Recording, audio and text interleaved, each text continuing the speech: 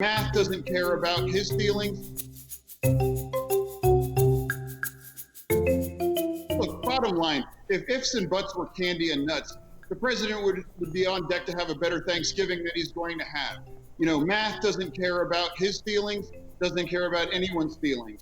The math in Pennsylvania is damning for the president.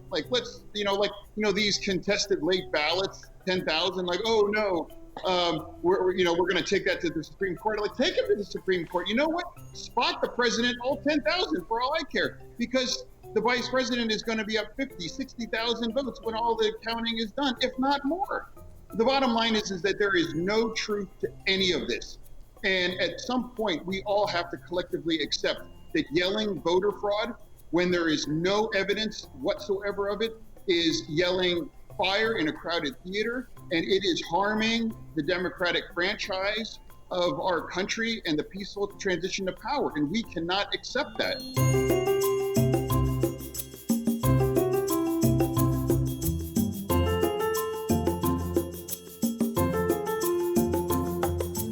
The fraud that we know has occurred in Pennsylvania in this cycle is a registered Republican in Luzerne County tried to vote for Trump with his dead mother's ballot. Other than that, no, we have not witnessed any voter fraud here in Pennsylvania.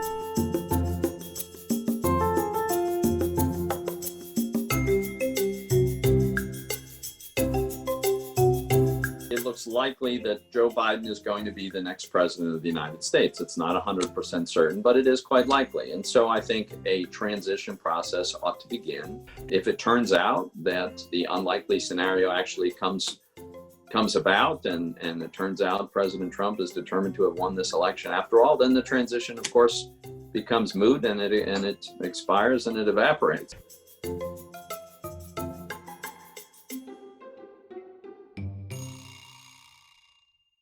He wanted voter fraud, and from one fellow lieutenant governor to another, it's like, he can pay me in Sheetz gift cards, that would be fine.